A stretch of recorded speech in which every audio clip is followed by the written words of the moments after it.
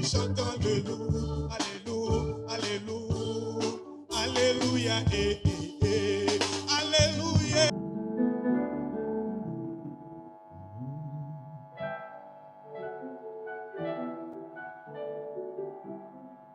Je bénis ton nom, Seigneur, ce matin. Je bénis ta présence, Seigneur, au milieu de nous. Ta présence, Seigneur, qui nous environne, Seigneur, de tes grâces et de tes faveurs, faisant de nous, éternel Père de gloire, de véritables participants, Seigneur, à ta nature. Et cela est cerné en mon roi, Seigneur, qui accède, éternel, mon roi, Seigneur, à ton trône au moyen de ton sang précieux, qui est éternel, mon roi, Seigneur, comme un véhicule, Seigneur, qui nous conduit, Seigneur, dans la droiture de ton chemin que tu as tracé. Te voir, éternel, mon roi, Seigneur, est un privilège lorsque nous montons sur la montagne de l'éternel et que nous contemplons, Seigneur, ta grandeur. Une grandeur éternelle, mon roi, Seigneur, inestimable qu'aucun homme, Seigneur, ne peut avoir. Que le soit. Seul toi est capable, Seigneur, d'avoir au-delà de nous. Béni soit ton Seigneur, Père, ce matin. Parce que, Seigneur, tu nous acceptes encore, Seigneur, devant ta présence. Parce que, éternel, mon roi, Seigneur, tu nous accueilles, Seigneur, avec tes deux grands bras ouverts. Et, Seigneur, tu nous consoles. Et tu nous apaises, éternel, mon roi, Seigneur, nonobstant, Seigneur, oh Dieu, les situations, même, Seigneur, oh Dieu, dramatiques, Seigneur, qui nous environnent. Qui connaît nos cœurs, éternel, notre roi, et qui connaît la profondeur, Seigneur, de ceci. Tu rentres, Seigneur, dans nos cœurs et tu y penses, éternel, mon roi, Seigneur. Et tu installes, Seigneur, au-dedans de nous, Seigneur, une paix, Seigneur, que nous manque de ton nom. Alléluia. Gloire à ton nom. Alléluia. Alléluia. Alléluia. Oh, oh, oh, oh. Alléluia. Oh. Alléluia. Alléluia. Alléluia. Alléluia. Alléluia. Oh, oh, oh. Alléluia. Oh, oh, oh, oh.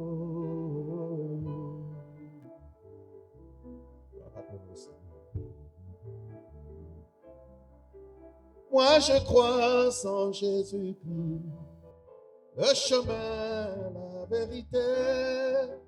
Moi je crois en Jésus-Christ, la lumière de ma vie. Moi je crois en Jésus-Christ, le paraclet de la justice. Moi je crois en Jésus-Christ, le fortisateur de ma destinée. Alléluia.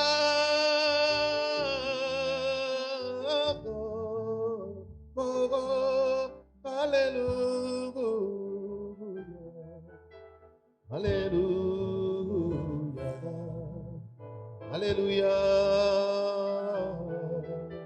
Oh, oh, oh, oh. Alléluia. Oh, oh, oh, oh.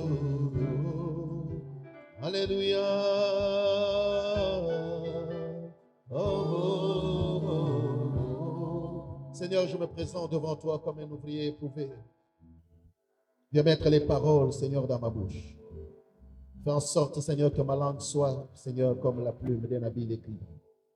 Que je puisse, Seigneur, oh Dieu, inscrire sur la table des cœurs les personnes, Seigneur, oh Dieu, qui m'écoutent. Seigneur, en ce jour, de près ou de loin, Seigneur, au travers des réseaux. Seigneur, une parole puissante, Seigneur, qui puisse libérer, qui puisse apaiser, qui puisse consoler éternellement, mon Seigneur, oh Dieu, les cœurs. C'est pourquoi, Seigneur, ce matin, je vais ramener toutes les pensées captives à ton obéissance et que toi seul puisses prendre le contrôle de toutes choses du début jusqu'à la fin. Seigneur, que je m'efface et que toi seul apparaisse et que je disparaisse et que toi seul puisses être vu, Seigneur, oh Dieu, ce matin en toutes choses. Quoi que je fasse en parole, en pensée, en acte, Éternel, mon roi, que cela puisse être, Seigneur, pour ta seule gloire, dans le nom de Jésus, j'ai ainsi prié. Et toute l'Église dit Amen. Amen. Amen. Est-ce que nous sommes debout? Nous allons encore ovationner le Saint-Esprit de Dieu ce matin. Balance ta main, ovationne le Saint-Esprit. Ovationne. Je vais voir les mains balancées ce matin pour ovationner le Saint-Esprit de Dieu. Alléluia. Est-ce qu'on peut pousser même les cris de joie? Les cris de joie, les cris de joie, les cris de joie. Non pas pour la gloire d'une personne, mais les cris de joie pour la gloire de Jésus, pour la gloire du Saint-Esprit, pour la gloire de notre roi, lui qui est assis sur le trône. Alléluia. Gloire à Dieu. Amen. Aujourd'hui, c'est une journée, un dimanche inhabituel. Vous pouvez vous asseoir, merci. Que le Seigneur vous bénisse abondamment. Gloire à Dieu. Nous allons aller directement à la parole. Nous sommes dans le Nouveau Testament. Nous allons beaucoup plus rester dans le Nouveau Testament ce matin. Nous sommes dans Actes chapitre 1, verset 18. Acte 1, verset 18. Nous lisons la parole du Seigneur. Je vais lire pour gagner du temps. La Bible nous dit ceci. Est-ce que nous pouvons lire la parole, s'il vous plaît? Je n'entends pas ton amen. Non, les anges dans les cieux sont en train de donner un amen fort. Est-ce que toi, tu peux dépasser les anges pour donner un amen industriel ce matin? Gloire à Dieu. Alors, je veux plutôt, si les médias peuvent nous afficher cela, et comme ça, tous ensemble, nous allons lire. Même les enfants. Je ne comprends pas. C'est-à-dire, ces types d'enfants-là qui sont fatigués, ils n'ont même pas 15 ans, je me pose des questions. Mais quand vous aurez notre âge, je ne sais pas comment vous allez devenir. Alors, nous allons tous faire la lecture. Alléluia. Non, j'ai dit 1, 8, pas 18. 1, 8. Alors, nous allons lire tous sur les écrans parce que je sais qu'il y en a qui n'ont pas de Bible, bien entendu. Alors, à 3, nous allons tous lire ensemble. 1, 2, 3.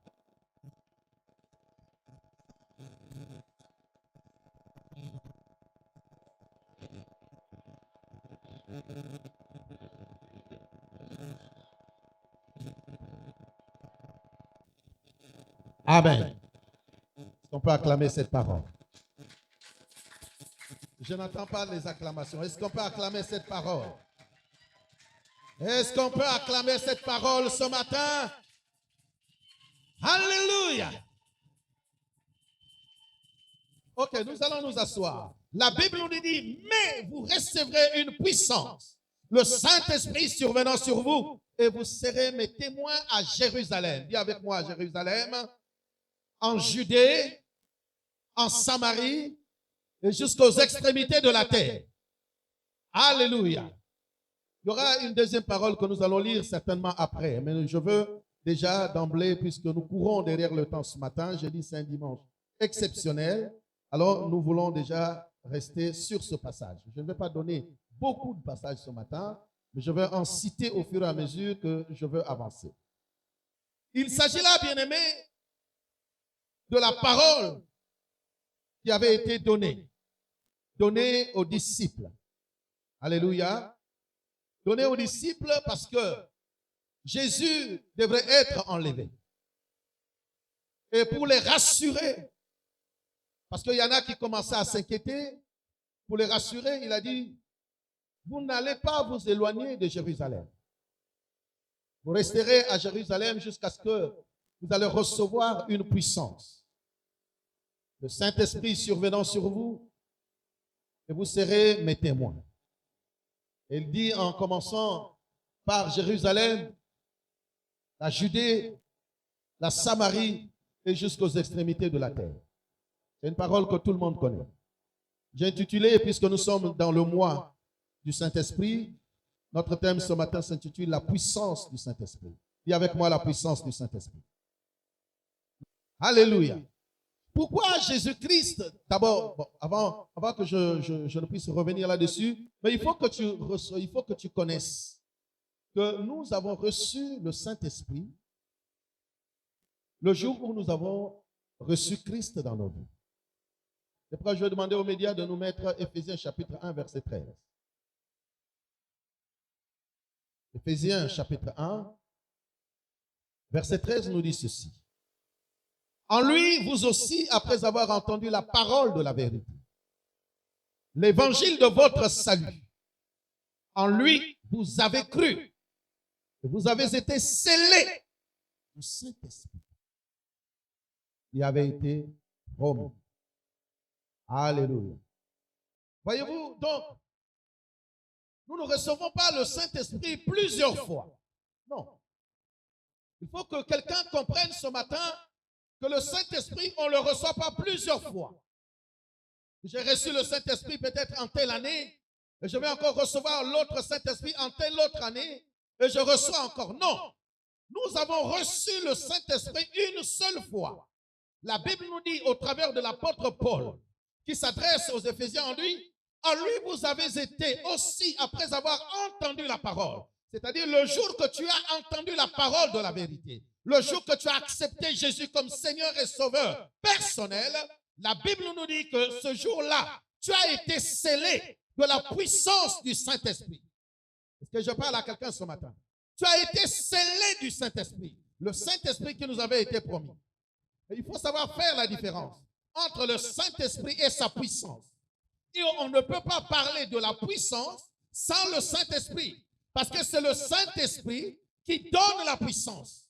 Mais nous ne pouvons pas parler de la puissance sans le Saint-Esprit. Est-ce que l'Église m'entend ce matin? Donc, lorsque tu cherches la puissance, lorsque tu cherches une onction, lorsque tu cherches la manifestation de la puissance de Dieu, il faut qu'au préalable, que tu aies le Saint-Esprit. C'est pourquoi la Bible nous dit, Jésus-Christ avait dit aux disciples, a dit, vous recevrez une puissance. Lorsqu'il leur dit cela, en réalité, ce n'est pas que, comment je vais appeler ça, parce que beaucoup de fois, des lecteurs bibliques pensent que le Saint-Esprit était seulement descendu ce jour-là. Non, tu vas comprendre cela. Non, ils avaient déjà le Saint-Esprit au-dedans d'eux. Pourquoi? Parce que chaque jour, selon Éphésiens chapitre 1, verset 13, ils écoutaient la parole de vérité. Ils écoutaient Jésus. Et Jésus-Christ n'était pas seulement, Jésus ne donnait pas seulement la parole de vérité, mais eux étaient en train de se promener avec la vérité chaque jour. Oh, donne-moi un amen bien. Non, je ne l'entends pas ton amen. Mais même si tu ne veux pas donner un amen, les uns sont en train de dire un amen puissant au ciel. Je répète ceci. Je dis les disciples, les apôtres de Christ, non seulement écoutaient la parole de vérité qui sortait de la bouche de Christ, mais eux étaient aussi en train de marcher avec la vérité qui était elle-même Christ. Donc, ce qui veut dire que les apôtres de Christ, eux, avaient déjà le Saint-Esprit en eux. Mais quelqu'un va me poser la question, mais comment se fait-il que le jour de la Pentecôte, c'est là qu'il y a eu en quelque sorte, comme beaucoup de lecteurs le disent, qu'il y a eu en quelque sorte la venue du Saint-Esprit? Non, je vais te dire ceci. Pendant la Pentecôte, il n'y a pas eu la venue du Saint-Esprit. Mais pendant la Pentecôte, il y a eu la manifestation du Saint-Esprit. Non, je ne sais pas s'il y a quelqu'un qui me saisit. Il y a eu la manifestation du Saint-Esprit. Alléluia. Mais eux, ils avaient déjà reçu le Saint-Esprit. C'est pourquoi je vais te faire balader. Même dans l'Ancien Testament, tu vas voir que depuis ce jour-là également, le Saint-Esprit a toujours existé, mais sous d'autres formes. Alléluia. Pourquoi Jésus maintenant dit, vous avez le Saint-Esprit, mais vous avez besoin d'une puissance. C'est-à-dire, il faut que le Saint-Esprit manifeste sa puissance vis-à-vis. Donc, dans nos vies, afin que nous puissions nous préserver. Parce que le monde dans lequel nous vivons, c'est un monde où il y a des méchants qui sont en train de dominer. Alléluia. Dans le monde d'aujourd'hui, c'est le plus fort qui gagne. Dans le monde d'aujourd'hui, que tu aies raison, mais si tu n'es pas fort, c'est celui-là qui est fort, même s'il a tort, c'est celui-là qui va faire quoi? Qui va dominer, c'est celui-là qui va conduire toutes choses. C'est pourquoi Jésus-Christ, conscient de ces choses, il dit aux disciples, mais il faut, vous avez le Saint-Esprit, c'est vrai, mais vous avez besoin de la puissance. C'est-à-dire, il faut que le Saint-Esprit soit accompagné d'une puissance, ce qu'on appelle en grec le dynamis. Alléluia. Est-ce que je parle à quelqu'un ce matin? La puissance, en grec, ça s'appelle le dynamis. C'est là que les Français ont à tirer le mot qu'on appelle la dynamite. Je ne sais pas, oui, on appelle ça la dynamite. Vous connaissez, hein? Donc les gens qui vont de fois faire de l'or ou qui veulent, comment on appelle ça? Extraire des matières précieuses sur la terre. De fois, ils font quoi? Ils utilisent ce qu'on appelle une dynamite pour dynamiter le sol, pour dynamiter comment on appelle de fois des rochers. Parce que la plupart des matières précieuses, l'or, le diamant ou le cobalt, se trouvent sous des rochers. Et ce n'est pas toujours facile de creuser, surtout avec les mains. Même si vous pouvez avoir des machines, mais eux, ils font quoi? Ils sont obligés de dynamiter. Donc, quand Jésus dit, vous allez recevoir le dynamis, c'est-à-dire parce qu'il sait que devant toi, il y a des problèmes qui ont existé de génération en génération. Il y a des situations beaucoup plus compliquées qui ont existé dans ta famille de génération en génération. Il y a peut-être, je ne sais pas quoi, quel genre de problème depuis que ta famille existe et ces problèmes-là n'ont jamais eu de solution. Alors Dieu dit quoi? Il te faut une dynamite. Oh mon Dieu. Il te faut une dynamite. Parce que lorsque tu vas dynamiter le problème, lorsque tu vas commencer à dynamiter les situations, c'est à ce moment-là que les situations vont s'écrouler. Et en ce moment-là, qu'est-ce qui va arriver? Tu vas avoir la réponse. Tu vas avoir la solution. Tu vas maintenant désormais trouver la paix. Est-ce que quelqu'un peut me donner la main bien? C'est pourquoi on appelle ça le dynamis. Dis avec moi le dynamis. Non, je ne t'entends pas. Dis avec moi le dynamis. Je me pose la question, je ne sais pas où est-ce que tu as dormi cette nuit. Dis un peu à quelqu'un, pose la question, tu as dormi où cette nuit? Pose-lui la question, où est-ce que tu as passé nuit? Parce que tu as du mal à parler. Tu as passé nuit où? Alléluia. Alléluia. Le dynamis. La puissance qui vient dynamiter. La puissance qui vient briser. La puissance qui vient fracasser. La puissance qui vient, comment je vais dire ça? Qui vient détruire les problèmes. Parce que Jésus sait, nous savons que lorsqu'il est dans l'Apocalypse, lorsqu'il y a eu la guerre dans le ciel, la Bible nous dit quoi? Michael, les anges ont combattu et le dragon a été précipité sur la terre. Et c'est pourquoi la Bible dit dans Apocalypse 12, malheur à la terre et à la mer, parce que le diable est venu vers toi. Mais quand le diable vient, tu ne vois pas le diable par tes yeux. Mais tu reconnaîtras la présence du diable dans ta vie au travers des problèmes, au travers des situations que tu vis. Au travers des complications, des fois tu te dis que non, je suis arrivé presque à j'arrive déjà presque au bout du tunnel. C'est-à-dire que je vais arriver au moment où je veux commencer à sourire. Mais des fois, à ta grande surprise, tu te rends bien compte que non, ce n'est pas le cas. La situation arrive. Des fois, ça s'empire encore. Tu te poses la question, mais qu'est-ce qui m'arrive? Des fois, tu te dis, mais est-ce qu'il n'y a que moi qui vis de telles situations? Alléluia. Mais Dieu sait que tu devrais vivre cela. Jésus-Christ sait que tu devrais traverser ces moments difficiles. Mais c'est pourquoi il a dit, tu dois être comment? Revêtu de cette puissance. Tu dois avoir une dynamite sur toi. Oh, je ne sais pas si Maranatha, il y a des personnes qui ont la dynamite pour pouvoir dynamiter le célibat, pour pouvoir dynamiter, bien-aimé, la stérilité, pour pouvoir dynamiter les problèmes. Je ne sais pas si je parle à quelqu'un ce matin. Si tu penses que tu as cette puissance, si tu penses que tu as le dynamisme, si tu penses que tu as la dynamite pour pouvoir dynamiter tes problèmes, alors tu te lèves et tu te dis, ah, tu vas t'adresser à ton problème. Toi, problème, toi, situation, ce matin, je vais te dynamiter et tu ne vas plus exister.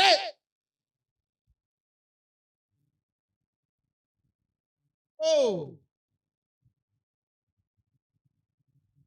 Oh là là, oh là là, oh là là, oh là là. Où est-ce que tu as passé nuit? Alléluia. Non, je ne vois pas quelqu'un avec cette attitude. Tu ne peux pas dynamiter ton problème. Est-ce que je parle à quelqu'un ce matin?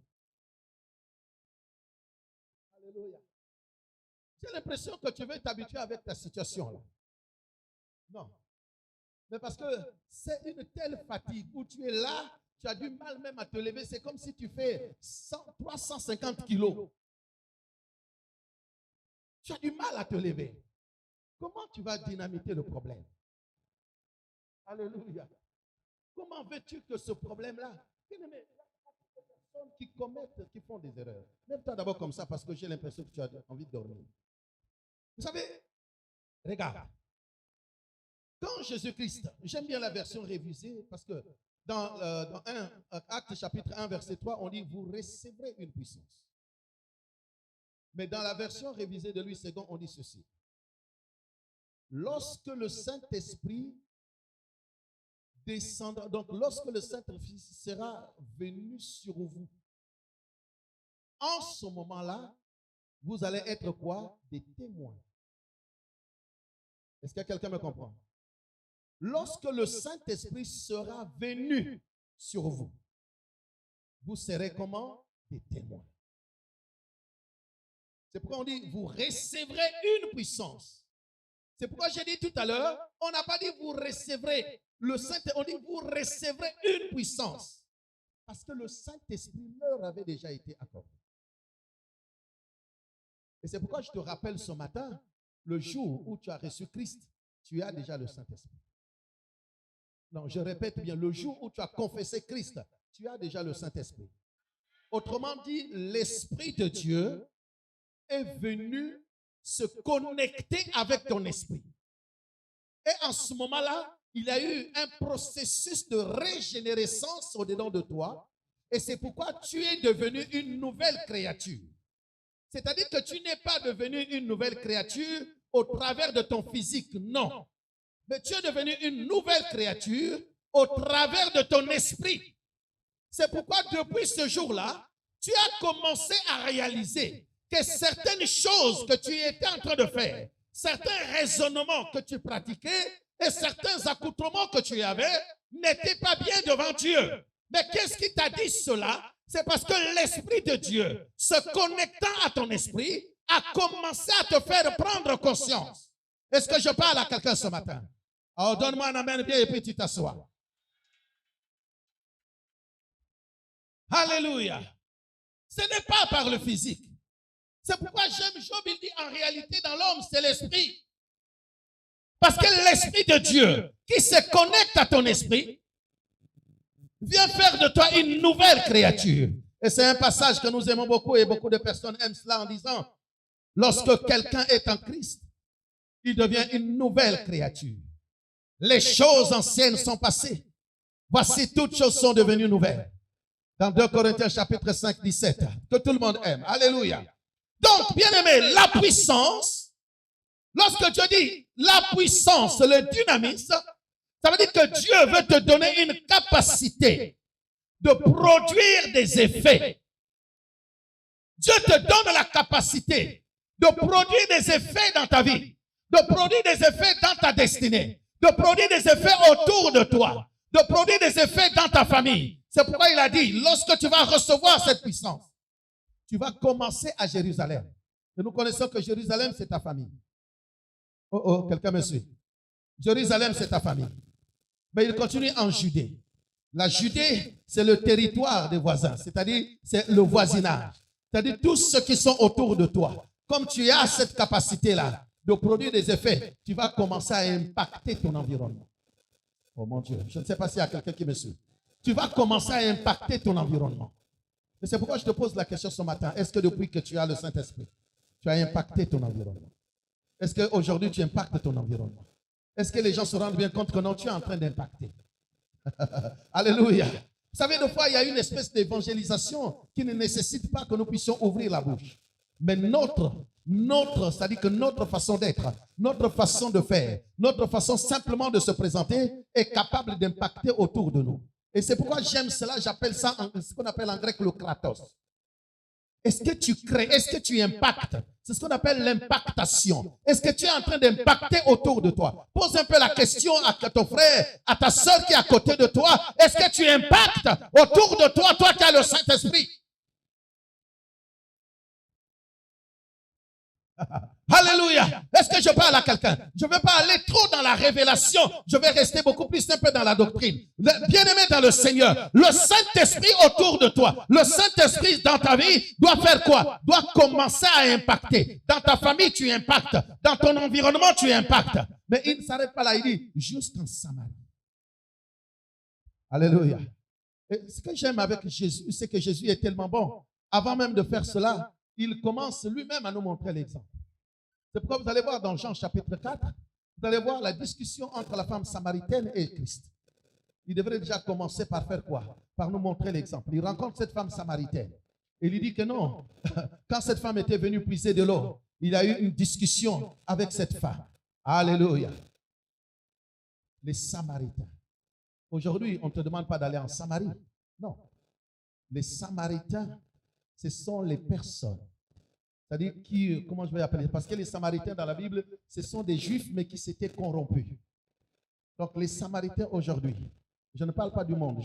Les extrémités de la terre, c'est le monde. Mais les Samaritains, ce sont les personnes de foi qui sont autour de toi, mais qui de fois ont rétrogradé. Des personnes maintenant qui ont des raisonnements tordus en ce qui concerne la parole de Dieu. Ce sont les genres de personnes de foi que tu dis, ah mais d'où vos églises là, je ne peux plus aller. On a prié avant. Bien aimé, si tu as commencé à prier avant, la prière ne s'arrête pas. La prière s'arrêtera seulement le jour où tu seras mort. Mais quand tu entends quelqu'un dire, non, nous on a prié, nous on a commencé à prier, et puis finalement tu t'es arrêté, c'est que toi, tu deviens samaritain. Et autour de toi, il y a beaucoup de Samaritains. Alléluia. Il y a beaucoup de Samaritains. Mais avec le Saint-Esprit que tu as au-dedans de toi, tu dois faire quoi? Tu dois les impacter. Alléluia. Mais est-ce que toi, tu les impactes ou c'est eux qui t'impactent? Regardez comment les choses de foi changent. Les Samaritains, à leur époque, ils avaient, c'est comme disait cette femme samaritaine, il a dit à Jésus, nous adorons sur cette montagne. C'est-à-dire que les Samaritains avaient offert leur adoration sur une montagne qu'on appelait la montagne de Garizim. Et c'est là qu'ils devraient aller adorer leur Dieu. Mais si toi, tu n'impactes pas comme Jésus, qui a impacté cette femme samaritaine, tu finiras par aller sur la montagne de Garizim comme les Samaritains. C'est pourquoi vous allez voir, il y a beaucoup de personnes dans les églises. Tu viens dans l'église, mais toi, comme tu n'as pas la puissance, tu n'as pas l'impactation autour de toi, tu ne peux pas avoir le kratos pour influencer ceux qui sont autour de toi. Tu finis par aller à la montagne de Garizim. Je crois que je suis en train d'utiliser un langage simple pour que tout le monde me comprenne. Est-ce que tu comprends ce que je dis? C'est-à-dire que des fois, tu vas commencer à épouser son langage. Tu vas commencer à épouser même son accoutrement. Tu vas commencer à épouser ses idées. Quelqu'un que tu rencontres, c'est un Samaritain. Il va te dire, non, mais il n'est pas bon d'aller chaque jour ou bien chaque dimanche à l'église. Quand quelqu'un, un frère en Christ, une sœur en Christ, commence à te dire, non, il n'est pas bon d'aller tous les jours à l'église, dis-toi au fond de toi-même que le frère ou la sœur commence à être impacté par l'esprit samaritain. J'ai l'impression que l'église ne comprend pas maintenant. Les chants, venez vite fait, parce que non, vous avez un problème ce matin. Angouya, angouya, alléluia. Lève-toi, lève-toi, lève-toi. Lève-toi, je te sens tellement lourd ce matin. Lève-toi ce matin, lève-toi. Ma fille Nancy, lève-toi ce matin. Tu dois impacter autour de toi. Tu dois impacter dans la vie de ton mari. Tu dois impacter dans la vie de ta femme. Tu dois impacter la vie de tes enfants. Alléluia. Il y a beaucoup de Samaritains autour de nous. Les Samaritains. Angouya, angouya, alléluia, allez. Angouya, angouya, alléluia, allez. Angouya, angouya, alléluia, allez. Alléluia, allez. Oh, Seigneur, na yoke, papa. Angouya, angouya, alléluia, allez. Esa bisonguya na yoke, papa. Vale. Esa bisonguya na yoke, papa. Angouya, angouya, allez. Onisa bisonga limona yo, Angouya, angouya, alléluia, allez. oh Seigneur, na yoke, papa. Angouya, angouya, alléluia, allez. Angouya, angouya, angouya,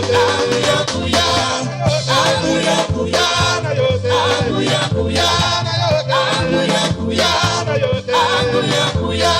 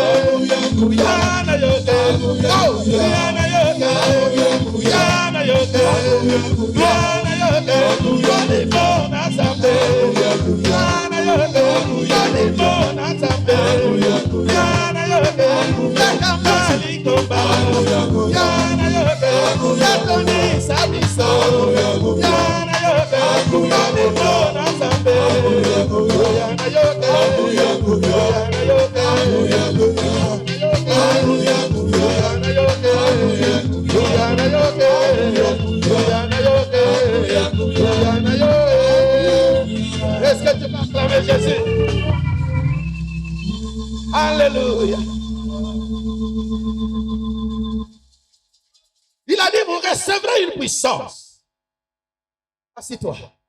Le Saint-Esprit survenant sur toi. Pour que tu deviennes comment? Puissant. Dis, je dois être puissant. Non, dis, je dois être puissant. Écoutez, bien-aimés dans le Seigneur.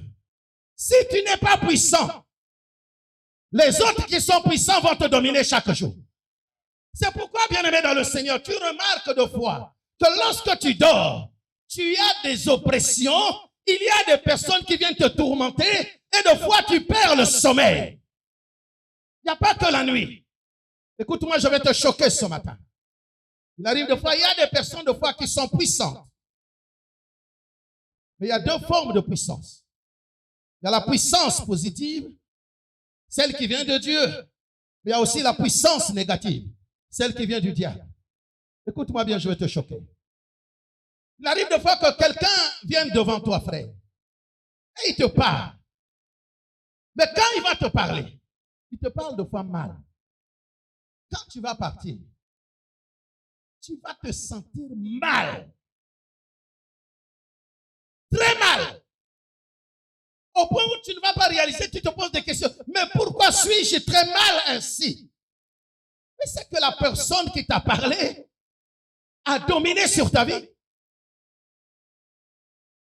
Cette personne-là est plus puissante que toi. C'est pourquoi ces paroles qu'il t'a données, qu'il t'a parlé, commencent à affecter ton mental. Écoutez, des fois dans les réseaux sociaux, j'entends souvent, on dit que non, il y a des personnes de fois qui influencent la vie des enfants et qui leur demandent de te suicider, de se suicider. J'ai déjà entendu une histoire comme ça. Un enfant qui disait, oui, j'ai entendu quelqu'un qui m'a dit, va te suicider. Et puis l'enfant est parti aussi faire une tentative de suicide. Dites-moi, quelle est la relation avec une parole que quelqu'un prononce pour que cette parole puisse te conduire à un acte? Hey, réfléchissez. Ça veut dire que cette personne-là a un esprit dominant. Et son esprit te pousse à faire des actes que lui, il a besoin. Quelqu'un m'entend ce matin? C'est pourquoi vous allez comprendre que les sorciers que tu ne vois pas, parce qu'ils sont esprits, ils vont commencer à faire quoi? Ils vont commencer à te pousser à faire des actes, à poser des actes dont toi-même tu n'as pas besoin de poser. Mais c'est après les avoir posés que tu te rends compte que tu rentres au fond, au-dedans de toi-même, que tu te dises, maintenant, mais pourquoi ai-je fait ceci? C'est déjà trop tard. Oh, est-ce que quelqu'un peut me donner un amen bien? C'est pourquoi Jésus-Christ, pour préserver son Église, pour nous préserver, toi et moi, il a dit, tu as besoin de la puissance. Dis, j'ai besoin de la puissance. Dis, j'ai besoin de la puissance. Tu le dis, tu n'es même pas convaincu. Tu le dis, tu es fatigué, j'ai besoin de la puissance. Quelqu'un qui a besoin de la puissance. Quand tu as la puissance, tu domines. Quand tu as la puissance, c'est toi qui exerces l'autorité. Quand tu as la puissance, c'est toi qui exerces le pouvoir. Et quand tu as le pouvoir, c'est toi qui domines sur les autres. Église, il faut que tu comprennes cela. C'est pourquoi Dieu avait donné les clés. Oh, les clés, il a donné à l'église. Oh, quand on parle des clés, c'est la puissance, c'est la domination, c'est le pouvoir. C'est pourquoi la Bible dit que c'est par l'église que les dominations, les autorités, les puissances des ténèbres reconnaîtront la puissance infiniment variée de Dieu. C'est-à-dire que là où les sorciers ont bloqué, là où les magiciens t'ont anéanti, là où la société t'a bloqué, t'a condamné, mais lorsque tu appartiens à une église, je ne parle pas des personnes qui fréquentent, non, je parle des personnes qui sont membres de l'église. Il y a une différence entre fréquenter une église et être membre. Ma main est membre de mon corps. Est-ce que quelqu'un me suit? Ma main, mon bras est membre de mon corps. Autrement dit, mon bras ne peut pas se séparer de mon corps. Oh, oh, oh. Est-ce que quelqu'un me suit?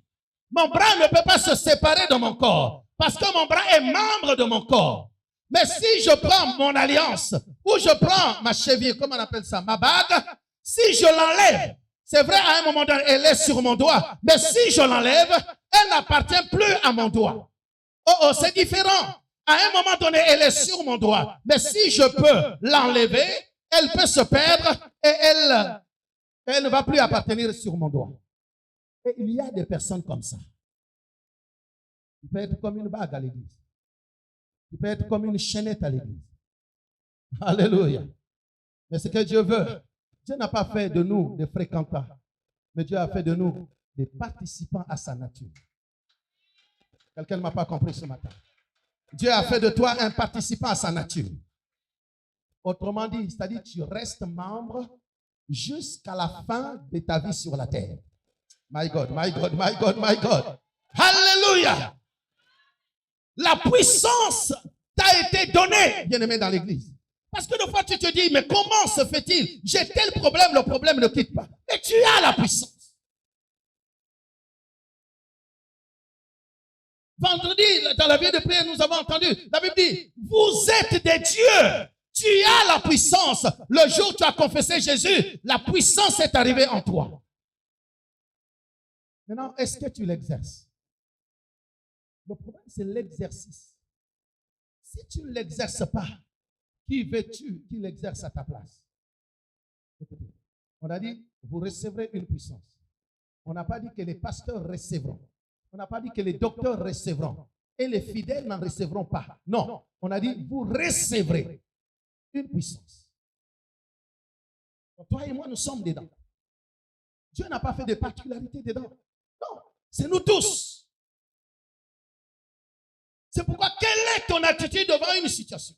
Quelle est ton attitude devant les blocages? Quelle est ton attitude devant les situations, les obstacles qui se placent devant toi? C'est à toi d'agir. Alléluia. C'est à toi d'agir et de dynamiter le problème.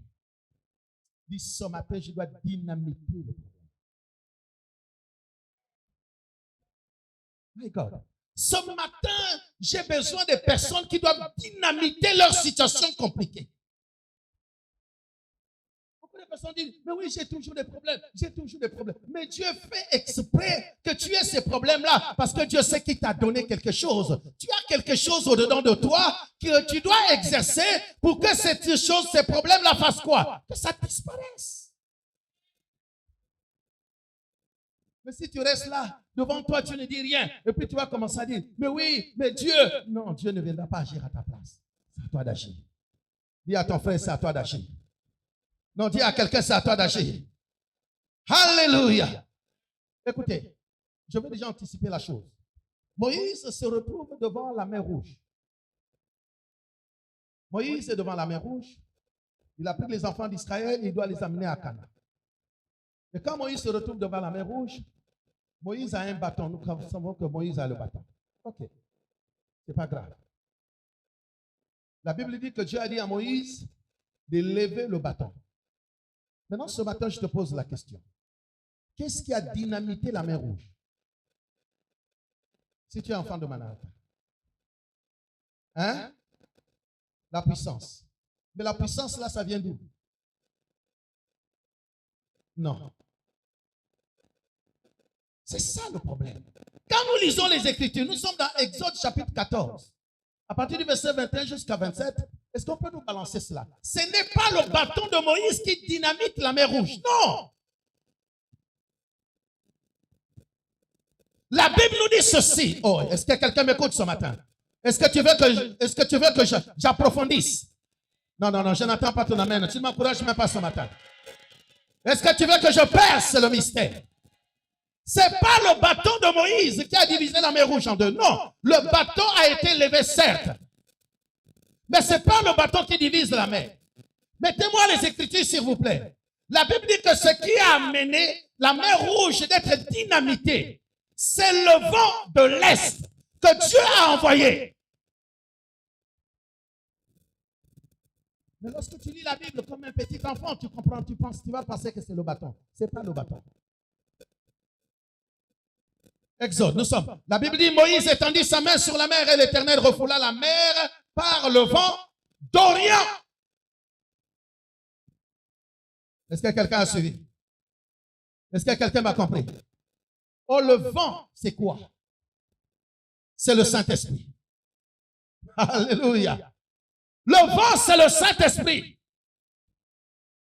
Donc, ça veut dire que quand tu as le Saint-Esprit au-dedans de toi, quand tu as une puissance au-dedans de toi, même là où il n'y a pas un chemin, pasteur, même là où les gens peuvent penser que tu ne peux pas arriver là, mais le vent d'Orient, dans d'autres versions, on dit le vent de l'Est, est capable de venir faire quoi? De frayer un chemin. Parce qu'il y a un vent qui va souffler. Même là où on t'a dit que tu ne pourras pas. Mais lorsque le vent souffle, la puissance du Saint-Esprit a la capacité de venir frayer un chemin. Même là où il n'y a pas de chemin.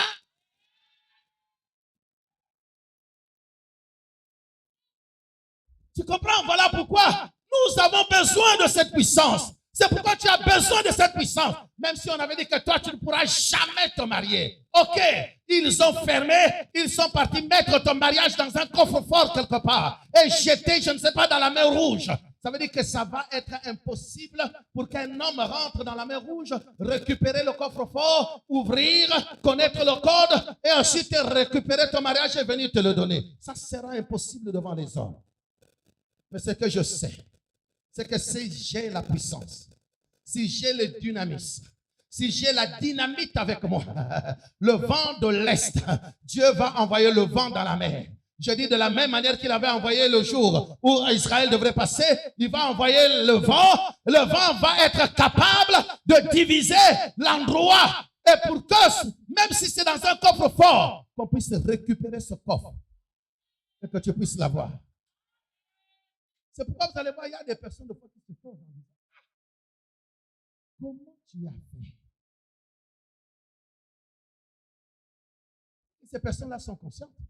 Ils savent qu'ils avaient bloqué. Ils savent que selon les hommes, rien ne pouvait se faire. Ils savent que selon l'humanité, il n'y avait plus de solution pour toi. Mais ce qu'ils oublient, c'est qu'au-dedans de toi, tu as un dépôt. My God, my God, my God. Non, je ne sais pas si je parle à des personnes qui ont un dépôt. Je ne sais pas si je parle à des personnes qui ont un dépôt. Le dépôt que tu as est capable de frayer un chemin. Là où on a mis les interdits. Oh, avec ton dépôt, tu es capable de passer. Là où on a mis les barrières. Avec le dépôt que tu es capable d'aller de l'autre côté. Là où on a mis, Seigneur, un fossé. Avec le dépôt que tu es capable d'aller au-delà des limites. Est-ce que je parle à quelqu'un? Alors si je sais que je parle à toi, donne un amen fort et le miracle arrive dans ta vie. Mon Dieu! Je connais une femme qui n'avait pas de trompe. Lorsqu'elle a consulté son médecin, le médecin a dit, d'ailleurs, tu n'as même pas de trompe, tu n'as même pas d'utérus. Son gynécologue lui a dit, tu n'auras jamais d'enfant. Que Dieu te bénisse. Tu n'auras jamais d'enfant. Et cette maman-là, elle dit, ok, ça c'est toi qui le dis. Mais mon Dieu dit le contraire. Ça veut dire, il y a bien aimé, lorsque tu as un dépôt dedans de toi, ça dit que les gens peuvent te considérer comme si tu es orgueilleux, mais tu n'es pas orgueilleux. Non, ce n'est pas de l'orgueil. Mais c'est que tu as tellement confiance à celui qui t'a appelé, tu as confiance à celui qui t'a racheté, tu as confiance à celui qui t'a sauvé, et tu commences à donner des paroles qui vont bien aimer impacter la vie des autres. Les gens vont commencer à te trouver comme si tu étais fou ou folle. Mais ils ne vont pas comprendre cela. Dieu vous bénisse. La femme, elle a dit, c'est toi qui le dis, professeur. J'en connais un qui est le professeur des professeurs. Il a dit, si toi tu es professeur, celui qui a fait de toi professeur. Vous savez, il y a des personnes comme ça. Alléluia. Il y a des personnes qui enseignent les autres. C'est-à-dire, Jésus est le professeur de tous les professeurs. C'est pourquoi je dis à quelqu'un, même si tu rencontres un professeur à Pont-Chaillot, à l'hôpital Sud, au CHP Saint-Grégoire, ou je ne sais pas, même à Saint-Laurent, même s'il dit des choses, ne sois pas troublé. Je dis à quelqu'un, ne sois pas troublé. Je dis à quelqu'un, ne sois pas troublé. Parce que le professeur de professeur va dire quelque chose d'autre qui va aller à l'encontre de la parole de ce professeur du monde. Mon Dieu! Je ne sais pas si je suis en train d'impacter quelqu'un ce matin. C'est parce qu'on t'a dit quelque chose, tu vas commencer à trembler. Mais la Bible nous dit quoi? Que ton cœur ne se trouble. On dit à quelqu'un que ton cœur ne se trouble point. Peu importe ce que tu as entendu, que ton cœur ne se trouble point. Peu importe ce que tu as vu, que ton cœur ne se trouble point. Je connais quelqu'un. Alléluia. Les professeurs de ce monde ont des noms. Mais il y a quelqu'un qui a un nom qui est au-dessus de tous les noms. Oh, c'est le nom de Jésus-Christ de Nazareth, l'homme de Galilée, la 4e personne de la fournaise. Il s'appelle Shiloh, il s'appelle le redoutable, il s'appelle le concurrent bien ensanglanté. Il est capable de faire des choses au-delà de l'imagination des hommes. Oh, donne-moi un amen gentil. Alléluia. Cette femme était là. Cette femme était là et dit, c'est toi qui le dis. Mais je connais mon professeur, celui qui t'a enseigné. Pour que tu deviennes professeur, c'est que celui-là qui est mon père, c'est celui-là qui t'a enseigné. Et vous savez, bien-aimé, parce que je suis passé par là, un professeur ou bien un maître ne donne toujours pas tous les secrets aux élèves. Mon Dieu. Alléluia. Il garde toujours un reste. C'est à partir de ce reste-là qu'on va le distinguer qu'il est professeur ou qu'il est le maître. Je me souviens bien à cette époque.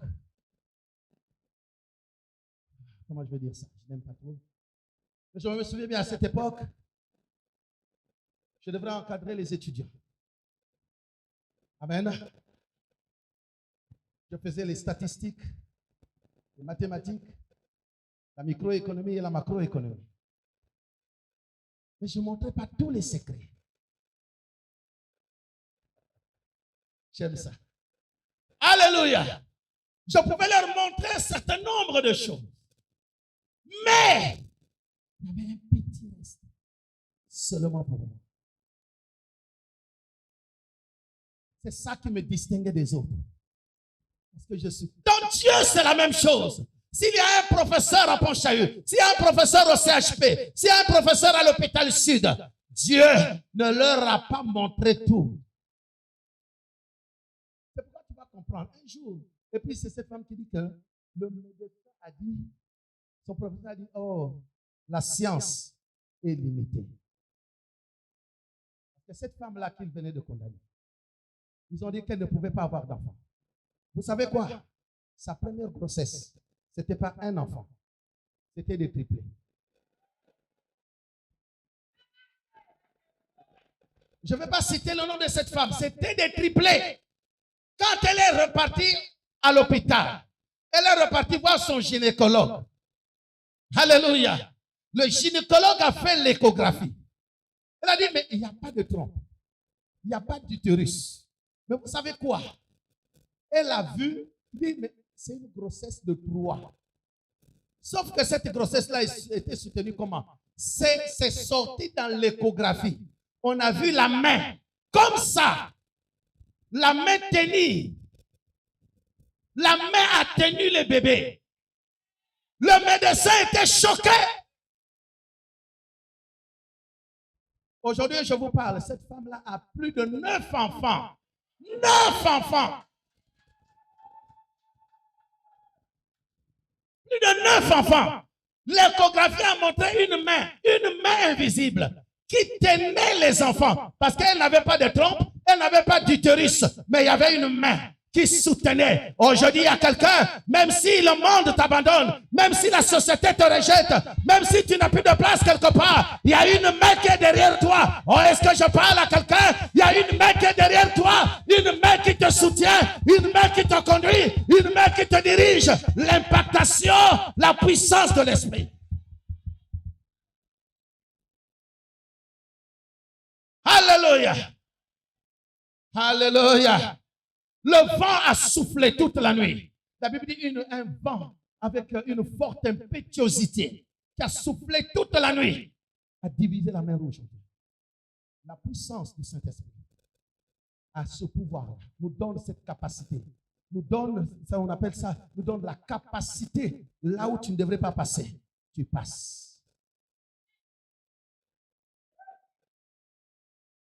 Un jour, il y a quelqu'un qu'on avait dit, la réunion a commencé de 8h du matin jusqu'à 21h.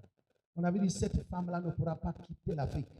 Elle n'ira jamais en Europe. Une réunion, on pose la question, est-ce qu'on peut prendre cet enfant-là, elle était encore enfant, on peut la prendre pour la mener à Bordeaux. Les gens ont fait une réunion de 8h du matin jusqu'à 21h.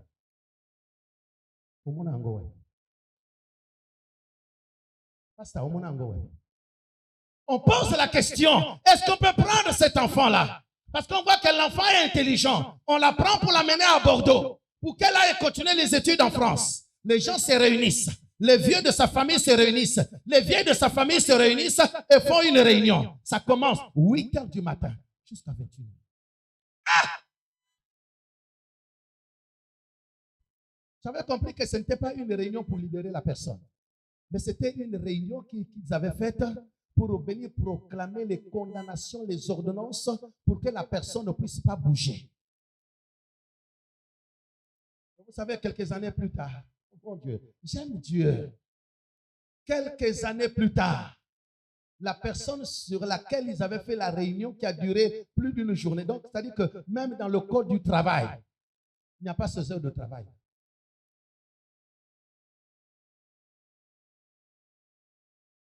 Donc, ils ont fait des heures sup avec lesquelles ils devraient bénéficier de l'avantage de 1,5. Alléluia. Le jour où la personne a voyagé, il ne savait même pas que la personne devrait voyager. Quand la personne atterrit, après la personne prend le téléphone et il appelle. On pose la question, il dit, oh, mais le numéro par lequel tu nous appelles là, c'est quel numéro ça? Parce qu'il ne savait pas le numéro. Il dit, je suis en France. Il dit, comment as-tu fait?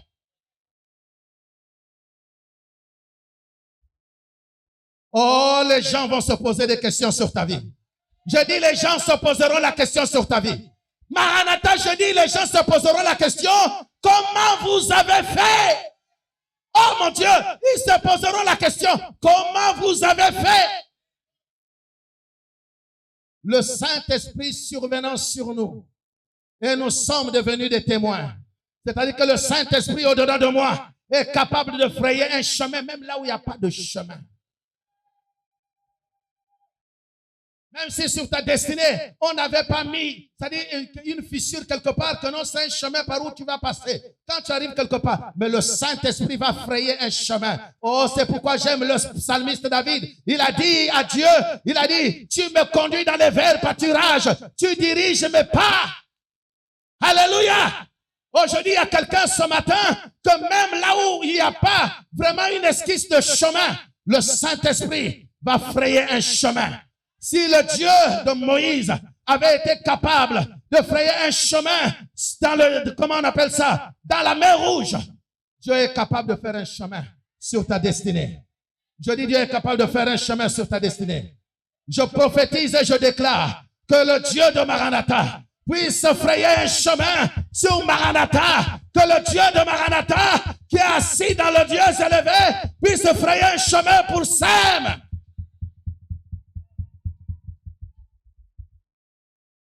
Alléluia. Ton chemin va être tracé. C'est pourquoi des fois il y a des choses, ne te pose pas la question comment cela va se faire. Quand tu te poses la question, ne sois pas comme Marie. Marie, elle ne connaissait pas trop la parole. C'est normal, elle se pose la question, elle n'avait pas la révélation. Lorsque l'ange vient lui dire des choses, elle dit, mais comment cela se fera-t-il?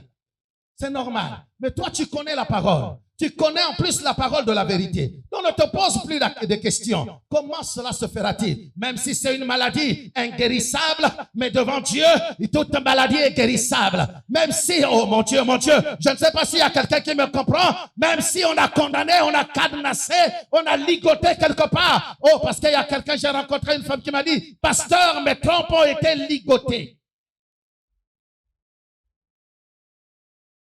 Je lui ai dit, l'ânon avait été à Bethphagée aussi ligoté. Mais un jour, Dieu, Jésus-Christ a envoyé 2 de ses disciples pour aller dire à ceux qui avaient ligoté cet agneau, de leur dire, déliez-le et laissez-le partir. Oh, je dis à quelqu'un, même si on t'a coupé les trompes, même si on a ligoté, je ne sais pas ta destinée. Oh, le véritable, celui-là qu'on appelle le véritable, est capable de venir libérer ces choses, est capable de venir te libérer, est capable de venir te sortir de là. Oh, si tu le crois, donne-moi un amen gentil et le miracle arrive dans ta vie. Alléluia. Alléluia. La puissance, c'est un vent. Personne ne peut voir le vent, mais on sent cela. Il y a quelqu'un à qui ce jour-là, cette semaine, on t'a posé la question, mais comment tu fais? Comment tu fais? Il y a quelqu'un, on te pose la question, comment tu fais? C'est pas toi. Le Saint-Esprit.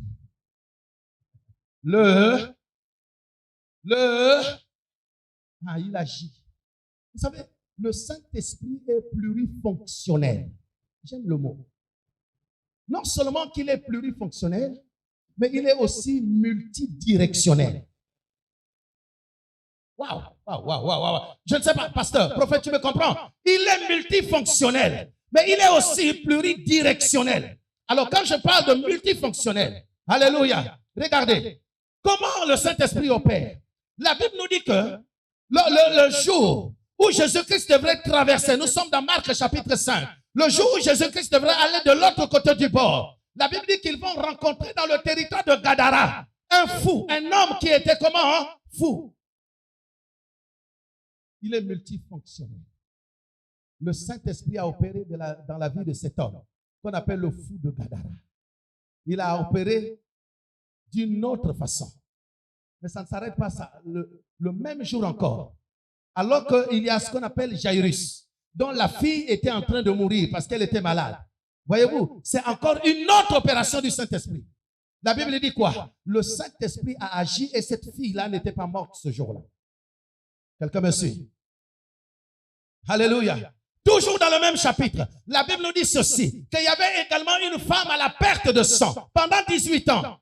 Mais écoutez, qu'est-ce qui se passe? Le Saint-Esprit va encore manifester une autre opération dans ses caractéristiques. La Bible dit que lorsque la femme a dit que si je puis seulement toucher le pan de la robe de Christ, je serai guéri. Et lorsque la femme a touché le pan de la robe de Christ, la Bible nous dit ceci, Jésus-Christ a senti une force le quitter. Pasteur, mais je me suis posé la question. La femme a touché le pan de la robe, l'habit. Mais Jésus parle de la force qu'il a quittée. Comment comprendre ça? Alléluia. Jésus parle de la force. Il dit, je sens qu'une force m'a quitté. On a touché ton habit. Et la personne dit, il y a une force qui m'a quitté. C'est pourquoi, Église, bien-aimé dans le Seigneur, tes habits, ne le donne pas à n'importe qui. Nous, quand on était enfants, quand on était jeunes, on était encore au collège. On aimait la sape. On appelait cela, chez nous, on appelait ça banquelo. On partait emprunter, comme à cette époque-là, on n'avait pas les vestes. On empruntait les vestes des grands frères. Parfois, tu es dedans là. Rafa Bunzi, qui ont veste comme Tiawa. Alléluia. C'est-à-dire que la veste n'est pas, c'est pas un banzato, mais comme tellement que c'est grand, des fois la veste tombe. Mais l'essentiel est que tu as porté et puis tu es en train de marcher. Alléluia. Jésus a dit, il y a une force qui m'a quitté. C'est pourquoi la dernière fois, lorsque je vous ai parlé du mystère de la couvée de la Pentecôte, je t'ai dit ceci. Or, la puissance, c'est quoi? Il y a une formule en physique. La puissance égale force fois la vitesse. C'est pourquoi lorsque Dieu a dit que la lumière soit, et comme il y a la vitesse d'accélération, automatiquement la lumière est arrivée. Et la Bible dit, et la lumière fut. Donc, en un clin d'œil, quand Dieu a parlé, la lumière également a commencé à exister. C'est pourquoi j'aime le psalmiste, il a dit, la parole de l'Éternel court avec vitesse. Même si c'est dans ton pays, dans ton lieu d'origine, là où tu étais né sous le bananier, je ne sais pas dans quelle maternité à Yaoundé, je ne sais pas si c'est, je ne sais pas dans quel pays, si c'est au Tchad, je ne sais pas si c'est au Nigeria, je ne sais pas si c'est à Khartoum, mais je sais que pendant que je suis en train de parler, même si ta destinée a été liée là-bas en Angola, la parole de Dieu est en train de courir avec vitesse, est en train de libérer ta destinée, est en train de te sortir de ta destinée. Là, on a bloqué ton mariage, là, on a bloqué ta destinée, là, on a bloqué la vie de tes enfants. Je libère la parole et que cette parole aille te détacher, aille te libérer, aille impacter, aille cratosser cet endroit et que tu sortes. Et si quelqu'un m'entend, donne-moi un amen de bien. Alléluia. Est-ce que je parle à quelqu'un ce matin? La puissance de Dieu que Dieu nous a promise, c'est aussi un feu. C'est un feu. Même si tu as été lié en Haïti, au Port-au-Prince ou je ne sais pas dans n'importe quelle ville, Dieu est capable d'aller te libérer. Regardez, nous sommes en ce moment-là, nous sommes dans Actes chapitre 2. La Bible dit que pendant qu'ils s'étaient réunis ensemble, la Bible dit que des langues semblables à des flammes de feu, des langues semblables à des flammes de feu les séparèrent les uns des autres. Et ils furent tous remplis du Saint-Esprit. Et en ce moment-là, ils commençaient à parler en d'autres langues. Donc, lorsque le Saint-Esprit, tu as la puissance du Saint-Esprit au-dedans de toi, il se manifeste sous forme de feu. J'aime cette dimension de l'Esprit, sous forme de feu. Et c'est pourquoi la Bible dit ceci. Il fait de ses serviteurs des flammes de feu et des vents, des messagers. Vous savez pourquoi le Saint-Esprit, je commence à chuter petit à petit. Pourquoi Dieu donne cette dimension de feu au Saint-Esprit? C'est pour que, je vais donner juste deux dimensions. Je vais donner deux dimensions. Est-ce que tu veux que je n'arrive là? Je vais rentrer dans la révélation. Est-ce que tu veux que je n'arrive là? Non, je n'entends pas ton amen. Est-ce que tu veux que je n'arrive là? Alléluia. Sous forme de feu. D'abord, le feu a la capacité de révéler quelque chose. Le feu a la capacité de révéler quelque chose. La première chose que le feu est capable de révéler, nous sommes dans Actes chapitre 28. Nous voyons bien que là, on nous parle de l'histoire de Paul. Lorsqu'ils arrivent sur l'île de Malte, et pendant qu'ils sont sur l'île de Malte, la Bible dit que comme leur bateau avait déjà chaviré et qu'ils avaient froid, ils accostent et en ce moment-là, ils ont besoin de se réchauffer. Et la Bible nous dit quoi? En ce moment-là, ils sont partis prendre, comment on appelle ça? Un peu de broussailles pour pouvoir se réchauffer. Et la Bible dit qu'à partir du verset 3, si je ne me trompe pas, les barbares qui étaient autour de Paul, pendant qu'ils étaient en train de chauffer le feu, leur feu n'avait pas la capacité de faire sortir le serpent, la vipère. C'est pourquoi tu vas comprendre, Église Maranatha, il y a la dimension de la prière et prier. Oh, non, je répète bien. Il y a une dimension de la prière et prière. Il y a des églises qui prient, mais il y a des églises... Oh mon Dieu. Non, c'est pourquoi ce n'est pas dans toutes les églises qu'il faut y aller. Est-ce que quelqu'un m'entend ce matin? Les barbares autour du feu, si on peut me donner, les barbares étaient autour du feu. Ils avaient déjà allumé quoi? Un feu. Mais pourtant, la vipère était toujours là. Je te dis, bien-aimé dans le Seigneur, il y a des églises où de fois tu peux aller prier, mais l'origine, la source de ton problème continuera à demeurer. Je ne sais pas s'il y a quelqu'un qui me comprend. Parce que leur feu n'a pas la capacité de faire sortir la vipère. Mais la Bible nous dit ceci. Lorsque Paul est parti chercher les broussailles et qu'il est venu déposer dans le feu comment on appelle? Il est parti ramasser la broussaille pour déposer dans le feu des barbares. Dès qu'il a déposé, la Bible dit quoi? Une vipère est sortie et s'est attachée au bras de Paul. Vous savez quoi? Tous les barbares qui étaient autour commençaient à se dire, ils se moquaient de Paul. Commençaient à dire, Paul va mourir. Parce qu'ils connaissent comment le venin de la vipère a une puissance une puissance d'accélération funeste. C'est-à-dire que quand un venin te mord, c'est-à-dire une vipère te mord, tu ne vas pas rester longtemps. Et ils étaient en train d'attendre la mort de Paul. Ils attendaient. Qui attend ta mort? Je pose à quelqu'un qui attend. Hein? Les barbares étaient où? Quand vous lisez, mettez. Paul ayant ramassé un tas de broussailles et l'ayant mis au feu, une vipère en sortit par l'effet de quoi? De la chaleur. Et s'attacha à sa main. Mais les broussailles, comment je dis, les barbares étaient où? Ils étaient au milieu de Paul. Je parle à quelqu'un ce matin. Je parle à quelqu'un. Je parle à la personne qui veut que tu meurs. N'est pas loin.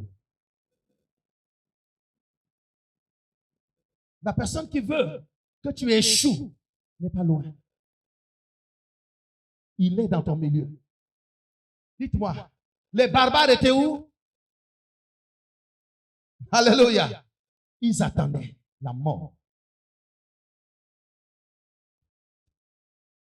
Mais ce que j'aime avec Dieu, oh my God, ce que j'aime avec Dieu, la Bible nous dit ceci dans la suite, que Paul secoua sa main et le serpent, la vipère, tomba.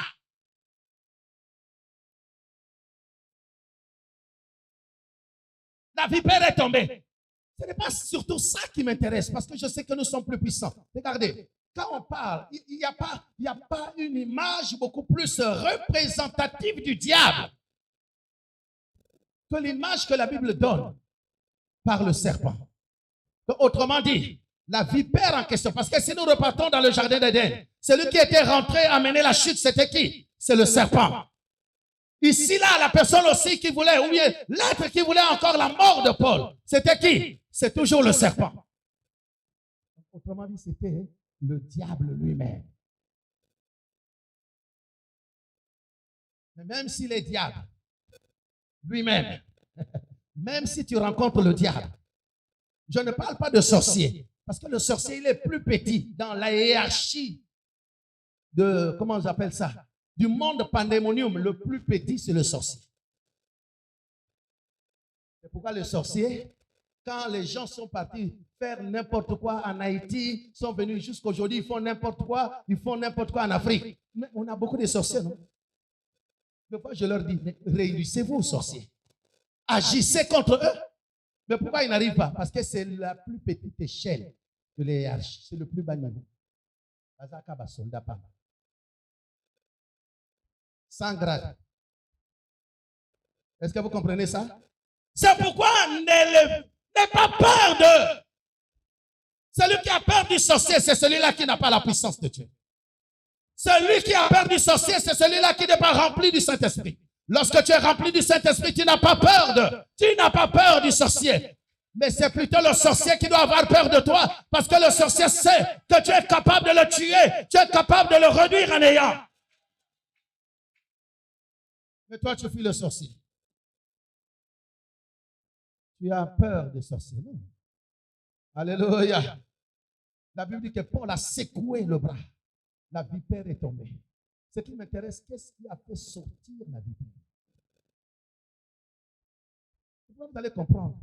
Tu vas partir dans d'autres églises, la personne est tellement possédée, la personne est remplie de choses négatives, des démons et des légions, des esprits maléfiques, sorcellériques, diaboliques, je ne sais pas quoi. Et les gens prient la personne, dansent la personne, et puis finalement, il n'y a rien. Ce genre de prière-là ne peut pas faire sortir les démons. Les démons ne peuvent pas avoir peur. Pourquoi? Parce que la chaleur de la prière ne les effraie pas. Je dis à l'église, il ne faut pas aller prier n'importe où. Ne va pas prier n'importe où, bien-aimé dans le Seigneur. Cherche là où il y a la chaleur de la prière. Cherche là où le Saint-Esprit est capable de révéler, de faire sortir ce qui est caché, de faire sortir ce qui est à l'origine de ton problème. Ne suis pas les gens par enthousiasme, tu deviens comme un mouton de panurge parce que tel va prier là-bas, moi aussi je pars. Va prier, mais ce qui est caché, ce qui fait le mal de ta destinée, tu ne sauras pas. Tu ne sauras pas ça. Alléluia. Alléluia. Ce jour-là, la chaleur de la prière a sorti la vipère. C'est pourquoi nous allons prier. Il faut que les choses qui sont cachées. Je ne sais pas qu'est-ce qui est caché pour que ton mariage n'arrive pas. Fiançailles, échoue. Fiançailles, échoue. Entretien, bon entretien, mais on ne t'embauche pas. Tu commences quelque chose, on t'enlève. Il y a un problème. Une fois, d'accord. Mais plusieurs fois, il y a un problème. Alléluia. Non, ce n'est pas normal. Dis à quelqu'un, ce n'est pas normal. Non, dis, ce n'est pas normal. Dis encore, ce n'est pas normal. Alléluia. Même si on est en train de chasser tout le monde. Amen. Mais de toute façon, on ne chasse pas tout le monde. On les chasse eux, mais pas toi. Quelqu'un ne m'a pas compris. J'ai dit, on peut les chasser eux, mais pas toi. Parce que, oh bien-aimé, il y a ce qu'on appelle la loi d'exception. Ton amen n'arrive même pas jusqu'ici. Il y a ce qu'on appelle la loi d'exception. On va chasser tout le monde, sauf. Moi, je suis dans le sauf. Est-ce qu'il y a quelqu'un qui est aussi dans le sauf comme moi? Alléluia. Tout le monde peut échouer, mais sauf moi. Oh, est-ce que tu es dans le sauf? Est-ce que je pose la question? Est-ce que tu es dans le sauf? Alléluia. Et la possibilité, et l'audace. Aujourd'hui, les chrétiens manquent de l'audace. Ce qui manque avec les chrétiens aujourd'hui, c'est l'audace. Un sorcier, il a l'audace. Comme il sait qu'à Pumbakanabutu, il peut voler la nuit, il vient te parler, même un petit enfant, il ouvre les yeux, il te parle, et puis tu commences à trembler devant un petit enfant. La nuit, quand tu vas aller dormir, tu le vois venir avec une machette, il te poursuit, et puis tu sursautes. Ah! Tu manques même l'audace. Même quand tu te réveilles, il t'a tellement paralysé. Tu commences à trembler dans ton lit. Tu t'en as même pas à prononcer le nom de Jésus. Même le coucou.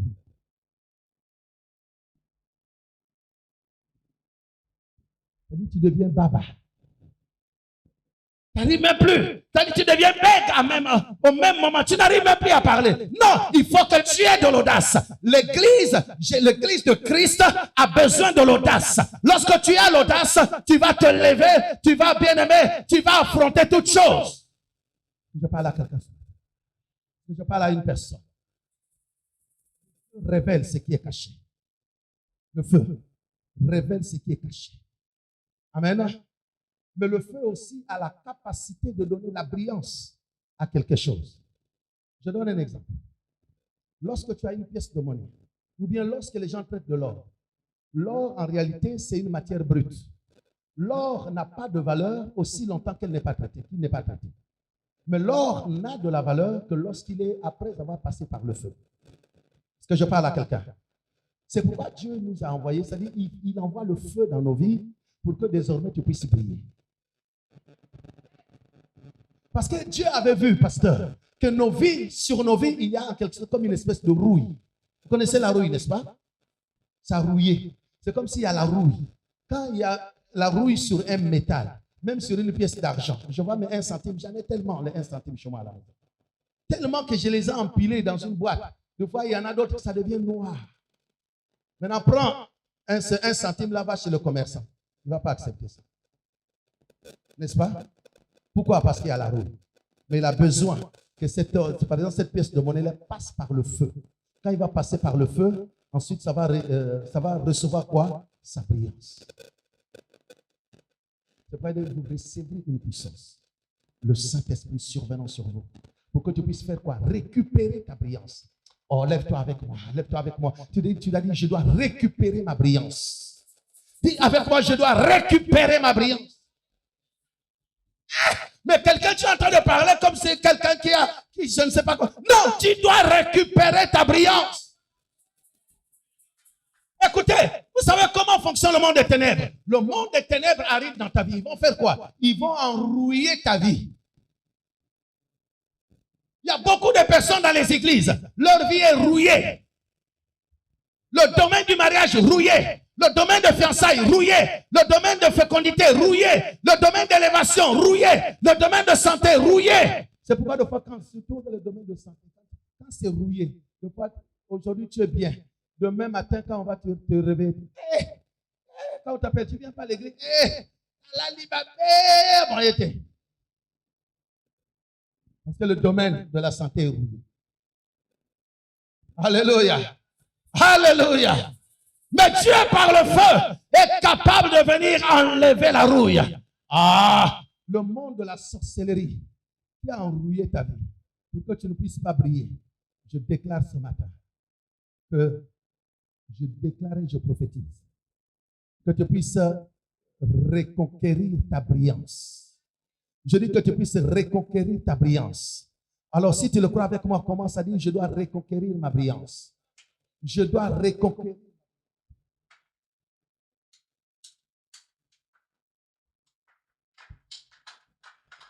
Écoute. Vous savez, il y a beaucoup de personnes, de fois, qui sont jalouses des autres. Ils disent, mais pourquoi il n'y a que lui? Pourquoi il n'y a que elle? Pourquoi quand on passe quelque part, nous sommes un groupe, nous sommes de fois peut-être une bande de copines, nous sommes une bande de copains, mais quand on veut aider, il n'y a que tel qu'on voit. Tu sais pourquoi? Parce que sa vie, il y a la brillance. Mais toi, sur ta destinée, il y a la rouille. Personne ne peut accepter ça. C'est pourquoi tu as besoin. Je parle à quelqu'un ce matin. Je dis, tu as besoin de reconquérir ta brillance. Je vois des femmes et des hommes ce matin qui vont reconquérir leur brillance. Parce que les ténèbres avaient couvert vos vies, vos destinées. Avaient couvert vos vies. Et vos destinées de la rouille. Mais aujourd'hui, le temps est arrivé où tu dois récupérer ta brillance. Ton amen est un amen fatigué. Ton amen n'arrive même pas jusqu'ici. Alléluia. On a mis la rouille. Regardez. Dans le jardin d'Éden, j'ai fini, donc on reste debout. Le diable était venu mettre la rouille dans la vie d'Adam et Ève. En introduisant le péché, Adam et Ève ont eu une vie enrouillée. Je ne sais pas si ça existe. Mais comprenez ce que je suis en train de dire. Alléluia. Suis-moi, je suis à la fin. Le diable croyait qu'il devrait mettre fin définitivement à leur vie. Mais ce que le diable ignorait, c'est que, comme j'ai dit, le professeur des professeurs avait encore une dernière flèche dans sa gibecière. Mais le diable, ça ne connaissait pas. Vous savez ce que Dieu a fait? Vous connaissez l'histoire. Dieu a pris un animal. Il a enlevé la peau. Et il est venu couvrir Adam et Ève. Alléluia. Pasteur, j'ai dit, je vais m'arrêter. Vous savez, la peau d'animal a quoi?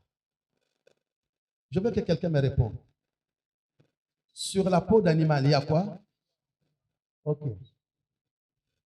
C'est pourquoi la Bible nous dit dans Éphésiens chapitre 4, ça c'est dans le domaine de la révélation.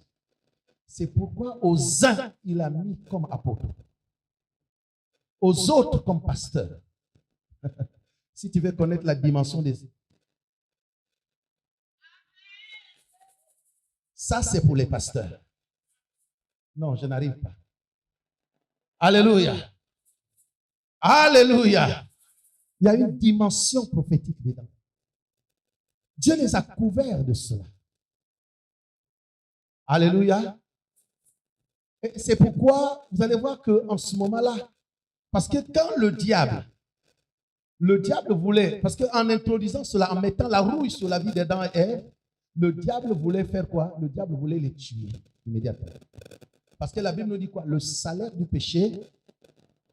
Or, quand nous regardons la vie d'Adam, il a vécu combien d'années?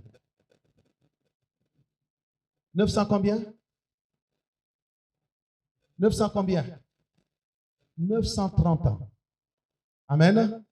Or, un jour devant Dieu, c'est combien? Ok. Oh, j'aime ça. C'est 1000 ans. Donc, un jour devant Dieu, c'est comment? Et 1000 ans, c'est comment? Ce qui veut dire que Adam et Ève, ayant une vie enrouillée, quand ils ont mangé, c'est-à-dire que certains exégètes disent qu'ils ont mangé le matin. Mais le matin même, ils ne sont pas morts. Oh oh. Ça, c'est pour les pasteurs. Mais Adam et Ève sont morts seulement le soir. Quelqu'un ne me comprend pas. Est-ce que vous comprenez ça? Ils sont morts. Pourquoi? Parce qu'un jour, c'est 1000 ans. Et 1000 ans, c'est comme un jour. Or, Adam a vécu 930 ans. Donc, ce qui veut dire que le nombre de jours que le diable a enlevé, c'était combien? 70. Donc, il restait 70 pour que Adam accomplisse un jour. C'est fort. Je n'ai pas envie de développer ça parce que je ne sais pas. Ça, il faut un enseignement pour les aigles. Alléluia. Mais je reviens quand même sur ça. Je vais revenir sur autre chose. Dieu les a couverts de la peau. Autrement dit, Dieu, quand le diable voulait enrouiller leur vie, Dieu a fait quoi? Il a mis la puissance de l'esprit autour d'eux pour les sécuriser afin qu'ils ne puissent pas, c'est-à-dire qu'ils puissent continuer à accomplir le plan de Dieu. Et je dis à quelqu'un, quelles que soient les manigances du diable, quel que soit ce que le diable a envie de faire dans ta vie, mais Dieu est un Dieu puissant. Dieu va toujours faire en sorte que le plan de Dieu dans ta vie puisse s'accomplir. Il ne va pas permettre que ce soit le diable qui puisse gagner dans ta vie. Non! Vous allez comprendre, je vais un peu plus loin. Quand vous regardez même Jean-Baptiste, c'est la même histoire. La Bible dit que Jean-Baptiste était en train d'habiter où? Il est dans le désert. Jean-Baptiste avait un manteau de peau de chameau. Mais quand vous regardez également la peau du chameau, il y a la même chose. My God. Est-ce que tu saisis? Alléluia. Est-ce que quelqu'un me comprend?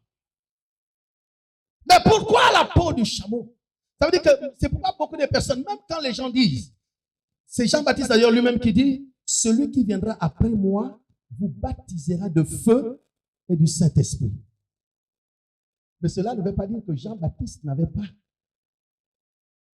Est-ce que quelqu'un peut me compléter? Prophète, il n'avait pas quoi? Il en avait.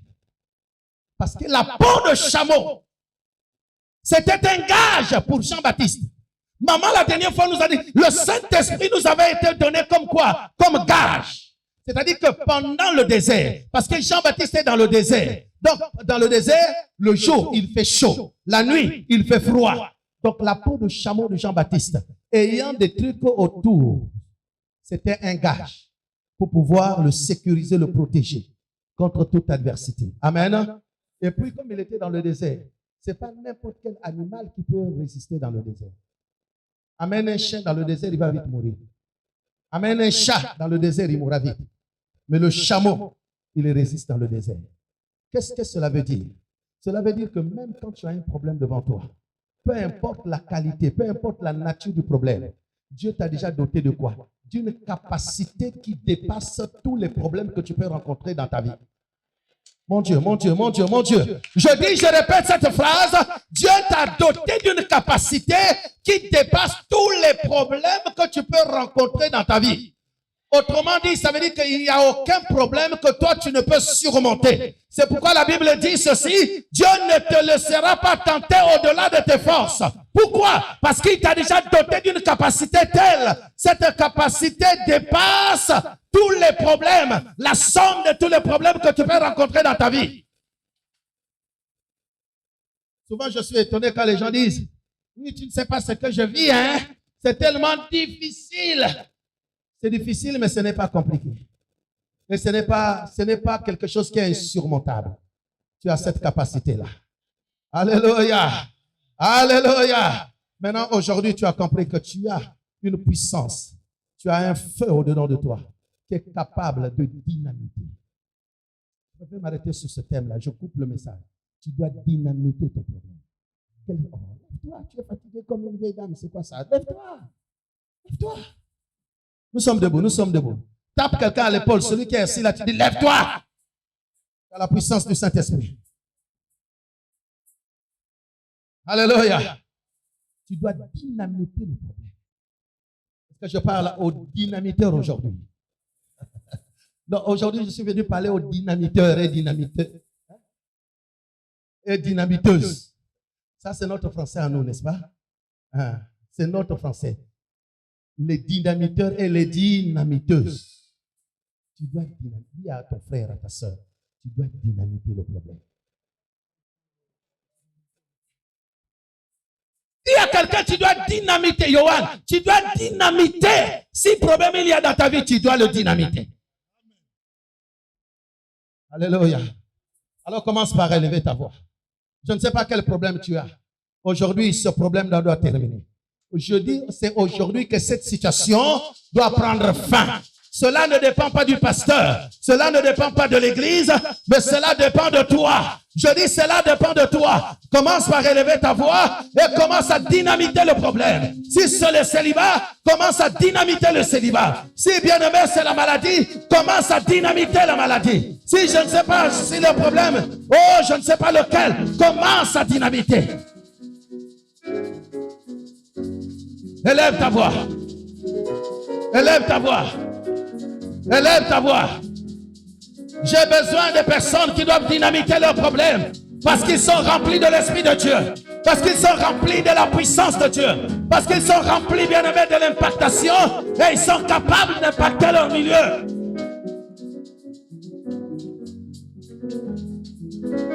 Monte, monte, monte, monte, monte, monte. Tu dois dynamiter le problème ce matin. Tu dois dynamiter la situation ce matin. Quel est le problème qui te fait mal? Quelle est la situation qui te fait pleurer?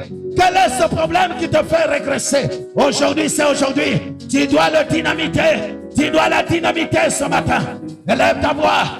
Élève ta voix. Élève ta voix. Élève ta voix. Église, élève ta voix.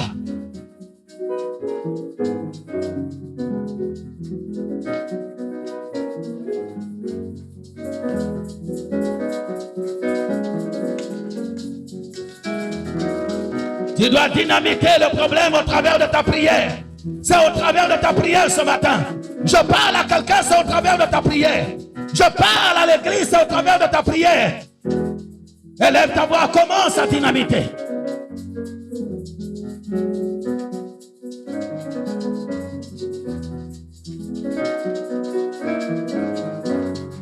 Je n'entends pas ta prière. Je n'entends pas ta prière. Même ceux qui sont aux médias, de votre cabine, commencez à dynamiter les problèmes. Il faut qu'il y ait un changement. Il faut qu'il y ait un changement. Il faut que quelque chose change dans ta vie. Il faut que quelque chose change dans ta destinée. Quelque chose doit changer ce matin dans ta vie.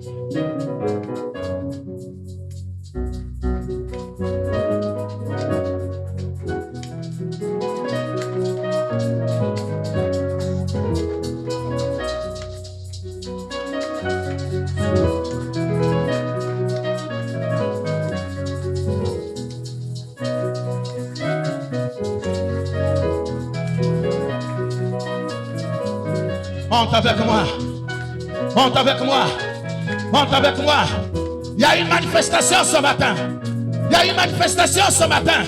Même ce qui est caché au-dedans de toi doit ressortir, ça doit remonter à la surface. Peu importe ce qui est caché, qui amène le blocage, qui amène la stagnité, qui amène la stérilité, qui amène le blocage dans ta vie, ça doit sortir ce matin. Ça doit sortir ce matin. Ça doit remonter à la surface.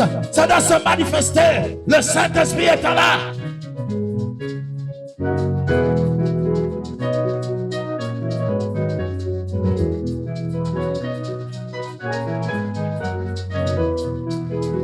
Monte, monte, monte, monte, monte, monte, monte, monte. Monte ce matin, monte ce matin, monte ce matin. Aujourd'hui, c'est aujourd'hui. La puissance de Dieu est là. La puissance de Dieu est là. La puissance de Dieu est là. La puissance de Dieu est là. Ton problème va être dynamité. Ta situation va être dynamitée ce matin.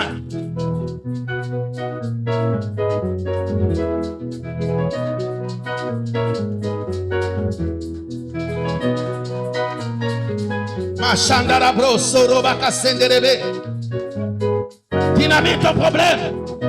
Dynamite ton problème.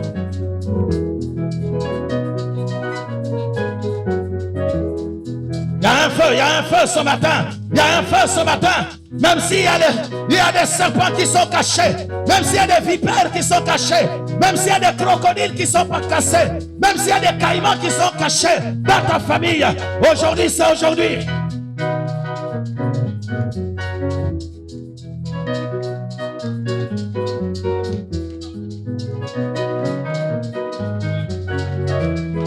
Au nom de...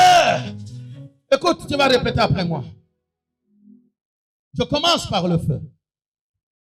La Bible dit qu'il fait de ses serviteurs des flammes de feu devant des messagers. Aujourd'hui, tu as compris que le feu est capable de faire sortir ce qui est caché, qui est à l'origine de ton problème. Je ne sais pas ce qui est à l'origine de ton célibat. Je ne sais pas ce qui est à l'origine de ta santé. Je ne sais pas ce qui est à l'origine, bien-aimé, du manque d'amour. Quand tu passes quelque part, personne ne veut de toi. Tout le monde te rejette. Tout le monde ne veut pas de toi. Je ne sais pas qu'est-ce qui est à la base.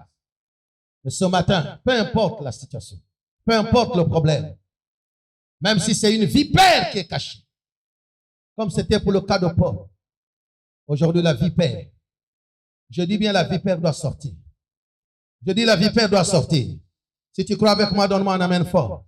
Je dis la vipère va sortir ce matin. Il doit lâcher ta vie. Dis, lève ta main droite.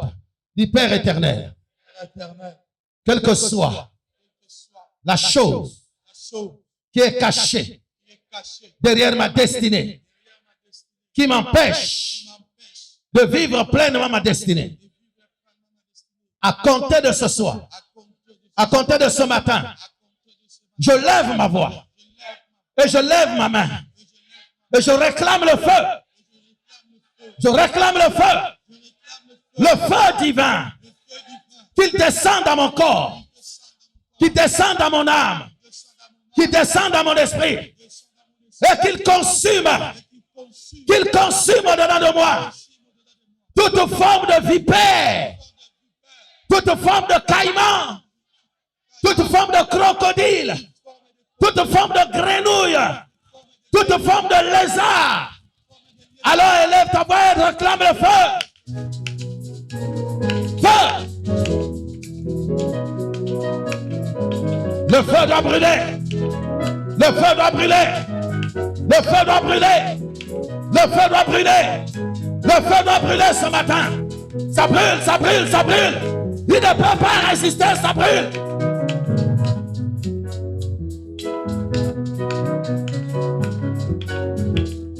Que le feu brûle ce matin. Que le feu brûle ce matin.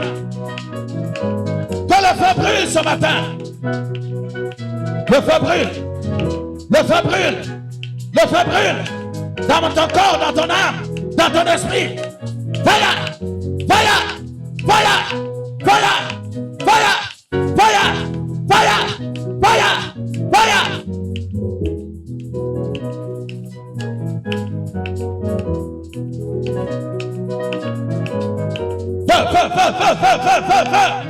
Le feu brûle! Le feu brûle! Le Le feu brûle. Le feu brûle. Le feu brûle. Feu. Feu.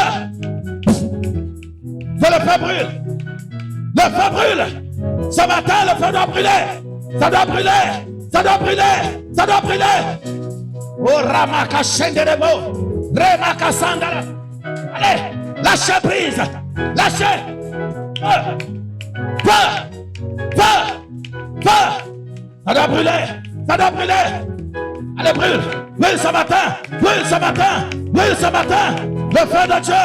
Brûle. Brûle, brûle, brûle, brûle, brûle, brûle. Le feu de Dieu. Brûle ce matin. Brûle. Au nom puissant de Jésus. Le feu doit consumer. Le feu doit consumer. Le feu doit consumer. Au nom puissant de Jésus. Brûle. Brûle. Allez. Au nom de... Écoute. Lève ta main droite. Lève ta main droite. Le feu doit brûler ce matin. Je ne sais pas ce qui est caché. Qu'est-ce qui est à l'origine de ton problème? Qu'est-ce qui est à l'origine de ton problème? Aujourd'hui, je dis aujourd'hui, c'est la fin. Déclare avec moi, aujourd'hui, c'est la fin de mon problème. Dis aujourd'hui, c'est la fin de mon problème. Trop, c'est trop. Dis, je suis fatigué. Ce problème doit s'arrêter. Ma situation doit changer. Dans le nom de Jésus. Élève ta main droite. Dis, Père éternel. La Bible dit, tu exerces ton jugement par le feu. Tu exerces ton jugement par le feu. C'est pourquoi ce matin, que le feu de Dieu brûle en moi. Brûle en moi. Tu n'as pas besoin de regarder quelqu'un. Il y a une manifestation de l'esprit. Tu n'as pas besoin de regarder quelqu'un d'autre. Toi, tu as un problème, prie. Tu as besoin de ta délivrance. Tu as besoin de ta restauration. J'appelle le feu ce matin. Répète avec moi. Fire! Fire! Je ne t'entends pas, je ne t'entends pas. Même les jeunes. Fire! Fire! Fire! Que le feu brûle. Que le feu brûle. Dans mon corps, dans mon âme, dans mon esprit. Ça brûle, ça brûle, ça brûle, ça brûle, ça brûle. Ça brûle ce matin, ça brûle. Ça doit brûler. Ça doit brûler le caïman. Ça doit brûler les ténèbres.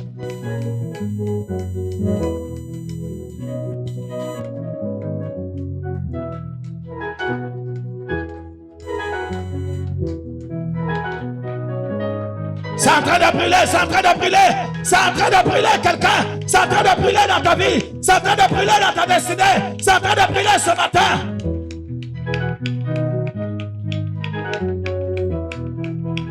La vipère ne peut pas résister. Je dis les vipères ne peuvent pas résister. Les serpents ne peuvent pas résister. Allez, manifestez-vous. Manifestez-vous. Manifestez-vous. Manifestez-vous et quittez les vies.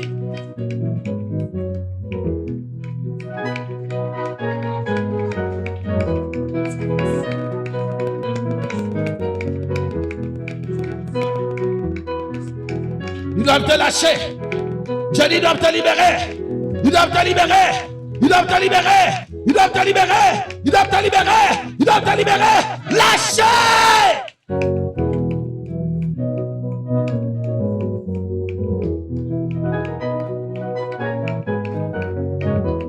Au nom de...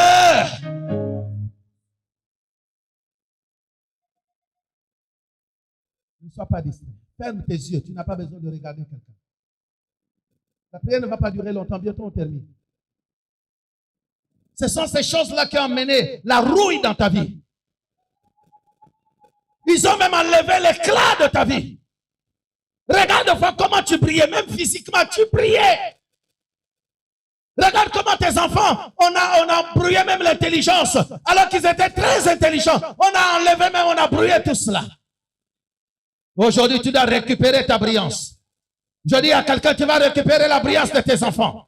Je dis à quelqu'un, tu vas récupérer la brillance de ta destinée. Je dis à quelqu'un, tu vas récupérer ta brillance. Lève ta main droite et déclare avec moi. Dis, Éternel des armées. Éternel des armées. là où les ténèbres avaient rouillé ma destinée, là où les ténèbres avaient enrouillé ma destinée, au travers de ta parole, j'ai compris que tu exerces ton jugement par le feu. Que ce matin, le feu de Dieu brûle en moi, brûle dans mon corps, brûle dans mon âme, brûle dans mon esprit, et que je récupère ma brillance, que je récupère ma brillance, que je récupère ma brillance. Alors déclare ce matin, tu es en train de récupérer ta brillance.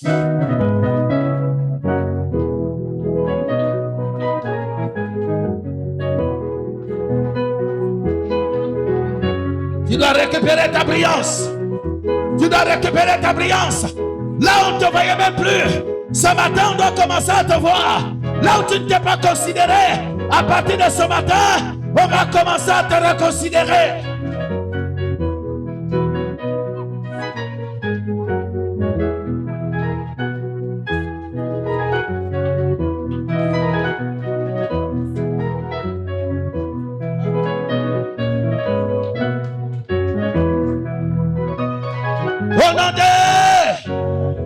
Lève maintenant les deux mains. Les yeux fermés. Le vent de l'esprit est en train de souffler. Nous avons vu que le Saint-Esprit aussi est un vent. Sa puissance est un vent. Mais le vent aussi a plusieurs fonctions. Le vent, je dis ce matin, j'ai écouté le truc à cause du temps. Le vent aussi a plusieurs fonctions. La Bible nous dit qu'avec Moïse dans Exode 14, le vent est venu séparer. C'est pourquoi je vais les deux mains levées vers le ciel, s'il te plaît. Les deux mains levées vers le ciel. Que le vent de l'esprit vienne dans ta vie. Qu'il vienne séparer les ténèbres de ta vie. Qu'il vienne séparer la stérilité de ton corps. Qu'il vienne séparer, bien-aimé, les serpents de ton corps. Lève les deux mains. Même les jeunes, même les jeunes. Même les jeunes. Mais le vent ne s'arrête pas seulement pour séparer. Mais dans Ézéchiel chapitre 37, la Bible dit également que le vent aussi a la capacité de venir rassembler. La Bible dit que lorsque Ézéchiel avait vu les ossements desséchés, lorsque le vent a soufflé, il commençait à avoir un grand bruit. Les ossements commençaient à se rassembler ensemble pour que ça puisse reconstituer une armée puissante. Et ce matin, c'est le cas. Vent de l'esprit ce matin souffle. Vent de l'esprit ce matin souffle. Le rythme de Nguya Nguya. Même si personne ne va chanter, même tous les chantent également juste le rythme, juste la basse ainsi que le synthé. Rima Shandarabro, Soroike Senderebro, Kariandarababa. Que le vent de l'esprit souffle dans ta vie. Que le vent du Saint-Esprit vienne souffler ce matin. Que le vent de l'esprit vienne souffler ce matin. Oh, que le vent de l'esprit te sépare d'avec les puissances des ténèbres, d'avec les puissances de la sorcellerie, d'avec les puissances de l'échec, d'avec les puissances du monde des ténèbres. Que le vent de l'esprit souffle ce matin. C'est en train de souffler. C'est en train de souffler. Le vent de l'esprit te sépare de la maladie du monde des ténèbres. Te sépare de la maladie du monde des ténèbres ce matin. Le vent est en train de souffler. Il souffle ce matin. Le vent est en train de souffler ce matin. Il ne peut pas résister à la séparation à cause du vent de l'esprit. C'est en train de souffler. C'est en train de souffler. C'est en train de souffler. C'est en train de souffler. C'est en train de souffler. C'est en train de souffler. Et les ténèbres dedans de toi sont en train de pousser des cris de libérer. Lâchez. Lâchez. Lâchez. Lâchez. Le vent de l'Est. Machamayonorobra. Rimakasendebo. L'autocobriata kashinderebo. Le vent en train de souffler. Le vent en train de souffler. Le vent en train de souffler. Le vent en train de souffler. Ce matin, le vent souffle. Le vent souffle dans ta destinée. Le vent souffle dans ta destinée. Le vent souffle dans ta destinée. Et la dernière partie de ce matin, que je viens déclarer, Que le vent de l'esprit puisse reconstituer tout ce que les ténèbres avaient pris dans ta vie. Lève les deux mains. C'est ma dernière prière. Que le vent de l'esprit vienne reconstituer. Que le vent de l'esprit reconstitue. Que le vent de l'esprit ce que les ténèbres avaient dispersé de toi. Ton mariage qui avait été éloigné de toi. Tes fiançailles qui ont été éloignées de toi. Qui ont été éloignées de toi. Ta santé qui a été éloignée de toi. Oh, ton intelligence qui a été éloignée de toi. Ta mémoire qui a été éloignée de toi. Ton ministère qui a été éloigné de toi. À compter de ce matin, comme dans Ézéchiel, chapitre 37, que le vent de l'esprit vienne maintenant reconstituer cela. Et cela au nom de... Acclame Jésus très fort.